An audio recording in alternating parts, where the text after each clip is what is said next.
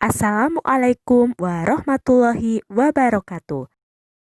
Halo teman-teman semua, bagaimana kabarnya? Semoga dalam keadaan yang baik ya.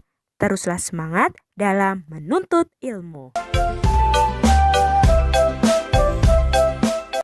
Dalam kesempatan yang baik ini, kita akan mempelajari tematik tema 4C, peduli terhadap makhluk hidup. Subtema 3, ayo cintai lingkungan.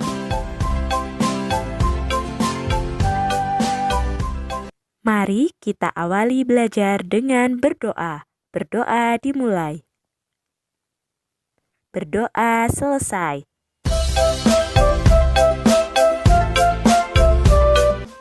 Selamat belajar. Berikut ini materi tematik tema 4C, peduli terhadap makhluk hidup. Kelas 4, subtema 3, ayo cintai lingkungan.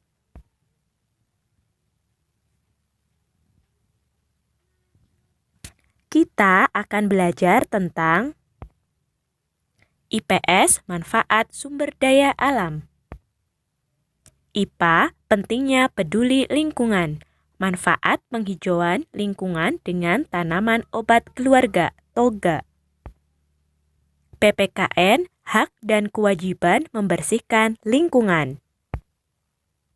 Bahasa Indonesia, menanggapi laporan hasil wawancara, mempresentasikan laporan hasil wawancara. SBDP, karya seni montase. IPS, manfaat sumber daya alam sekitar. Pemanfaatan sumber daya alam, artinya menggunakan atau mengambil manfaat dari sumber daya alam yang ada untuk kepentingan manusia. Adapun bentuk pemanfaatannya sebagai berikut. 1. Pertanian. Sumber daya alam yang dimanfaatkan dalam pertanian adalah tumbuhan sebagai bahan pangan. Contoh, padi, jagung, dan sebagainya. 2. Peternakan. Dengan cara mengembangbiakan dan membudidayakan hewan ternak. Contoh, sapi dibudidayakan untuk diambil daging dan susunya. Ayam dibudidayakan untuk diambil daging dan telurnya. 3. Perkebunan. Mengusahakan tanaman tertentu ditunjang dengan iptek untuk menghasilkan bahan pangan. Contoh, kelapa sawit, kopi, teh, dan karet. 4. Perikanan dilakukan untuk memanfaatkan sumber daya alam hayati perairan.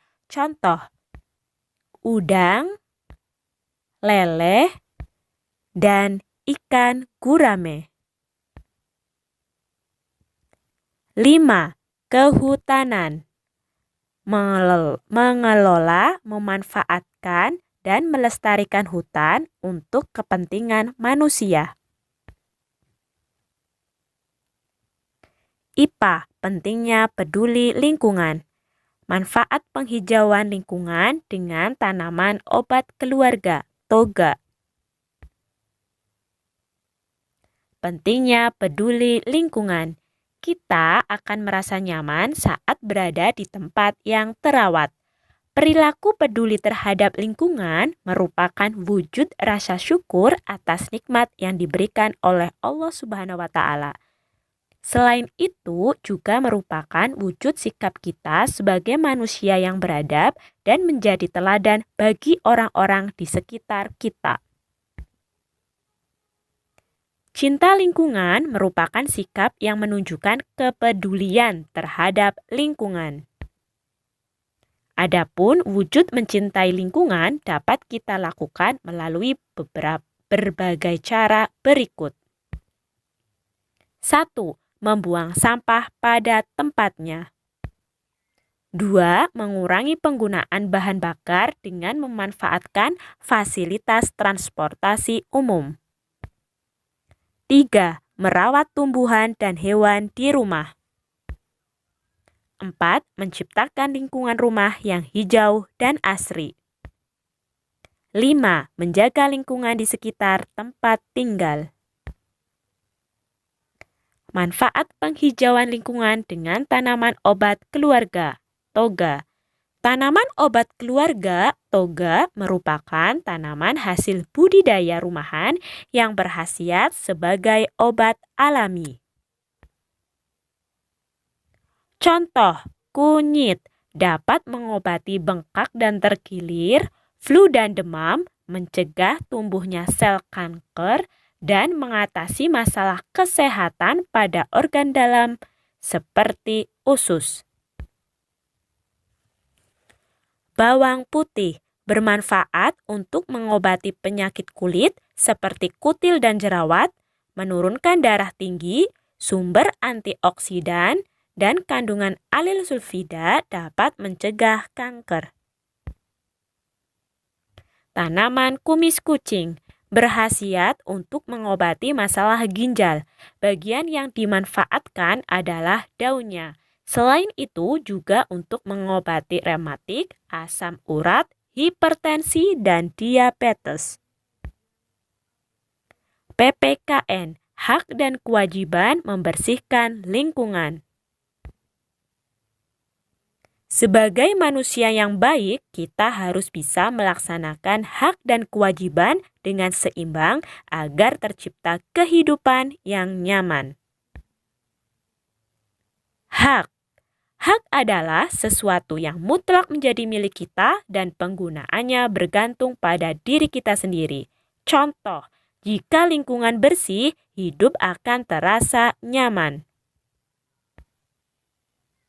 Kewajiban. Kewajiban adalah sesuatu yang harus dilakukan dengan penuh rasa tanggung jawab. Contoh, menjaga kebersihan lingkungan. Bahasa Indonesia. Menanggapi laporan hasil wawancara. Mempresentasikan laporan hasil wawancara. Menanggapi laporan hasil wawancara. Saling memberi saran kepada teman bertujuan untuk memperbaiki laporan hasil wawancara yang telah kita buat. Berikut beberapa cara mengemukakan penilaian, komentar, atau pendapat. 1. Memahami masalah yang ada dengan seksama. 2.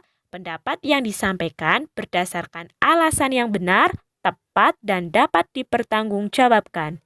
3. Pendapat disampaikan dengan cara sopan tanpa menyinggung perasaan orang lain.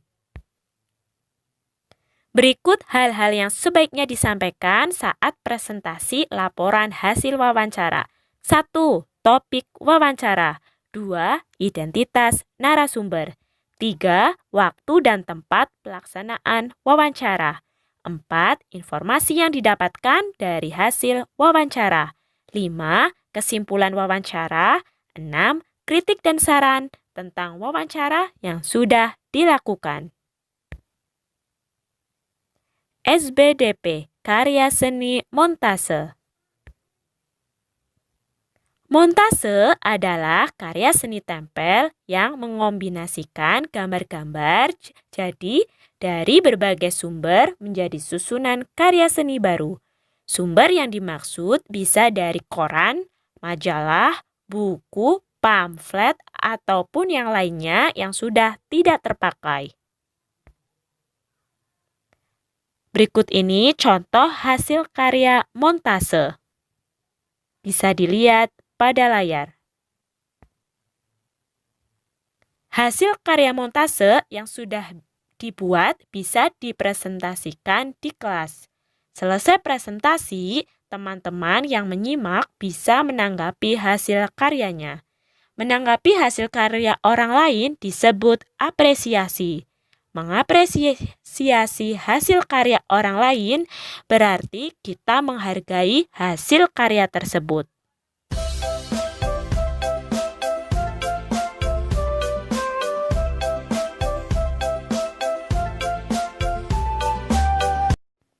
Demikian tadi materi tematik tema 4C subtema 3. Marilah kita akhiri belajar kali ini dengan berdoa. Berdoa dimulai. Berdoa selesai. Terima kasih. Wassalamualaikum warahmatullahi wabarakatuh.